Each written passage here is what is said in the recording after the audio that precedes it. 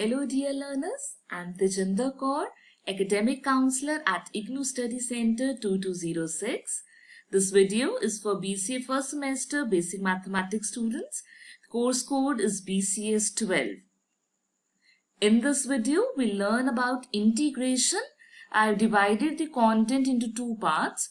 The topics under first part have already been discussed in another video, so do watch it. We'll be discussing the topics under part 2, that is integration of rational functions and integration by parts. For this, firstly we'll define the integration of rational functions, and that is, we'll start with defining a rational function. A function r of x is said to be rational if r of x is of the form p of x upon q of x, where p of x and q of x, they are polynomials in x. For instance, x minus 3 upon x square plus 1, this is a rational function.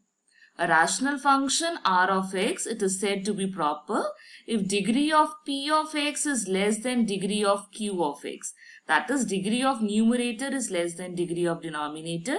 And if the degree of numerator is greater than or equal to degree of denominator, then that rational function is said to be improper. In case of an improper rational function, we can write it as ax plus b of x upon q of x by simply dividing these two polynomials, where a of x is now a polynomial and b of x upon q of x is a proper rational fraction. Now we'll be discussing methods of splitting a rational function into partial fractions. We'll start with case 1. When the denominator consists of distinct linear factors. We have to resolve this rational function into partial fractions. Here we can see that the denominator, it has distinct linear factors. So I'll write it as equal to a upon the first linear factor plus b upon the second linear factor plus c upon the third linear factor, where a, b and c are constants. Taking LCM on the right hand side, I am left with this equation. Now I'll be substituting the value of x one by one in this equation. The values of x are calculated by equating each factor of the denominator equal to 0. So if I equate 2x minus 1 to 0, the value of x will come out to be 1 by 2. Similarly, equating the remaining two factors equal to 0, the value of x is coming out to be minus 1 and 2. Substituting it in this equation one by one, I can calculate the values of a, b and c, and back substituting the values of a, b and c, I have resolved the given rational function into partial fractions. Case 2. When the denominator, it consists of repeated linear factors. Here we can see the denominator has a repeated factor x plus 1. It is occurring twice in the denominator. So what are we going to do?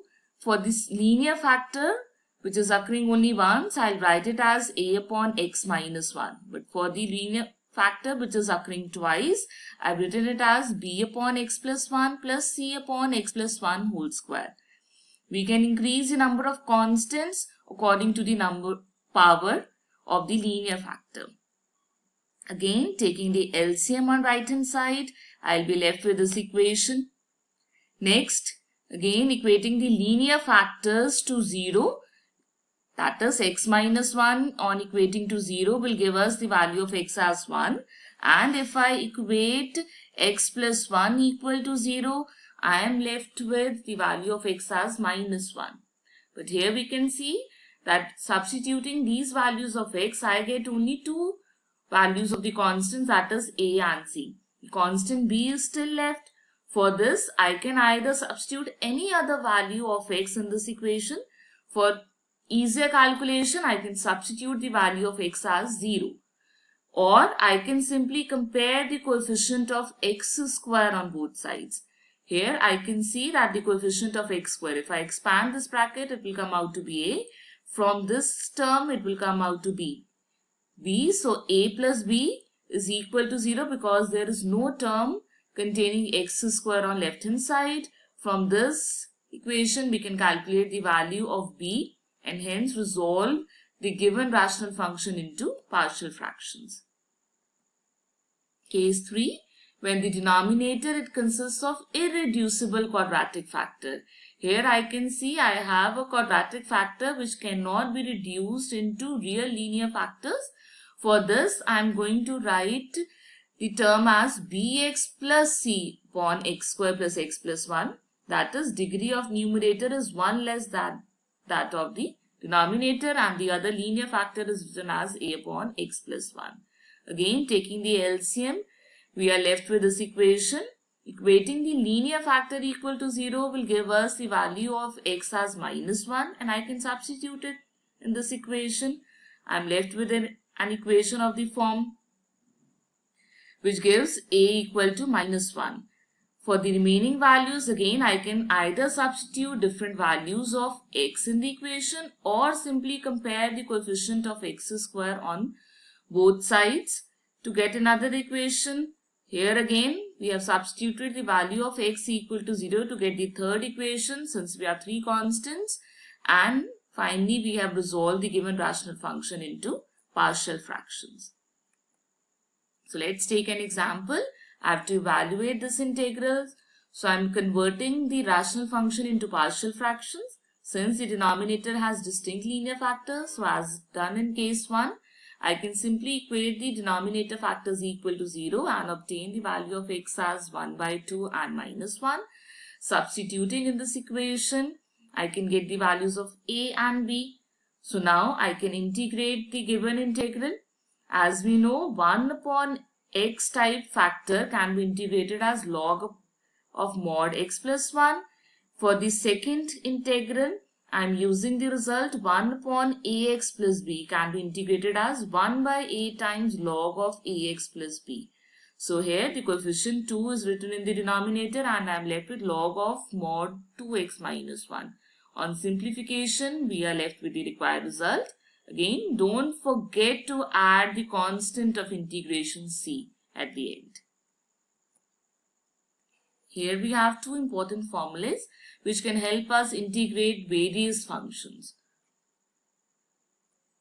Next is integration by parts. It is used to calculate the integral of product of two functions. I have two functions u and v. These are functions of x. So I have taken u as the first function, v as the second function. On integrating with respect to x, I am keeping u function as it is, integrating the second function, that is v, minus times the first derivative of the first function and integral of the second function, again under the integral sign. But how can I choose the first function? I can use the relation ILATE. The rule is ILATE.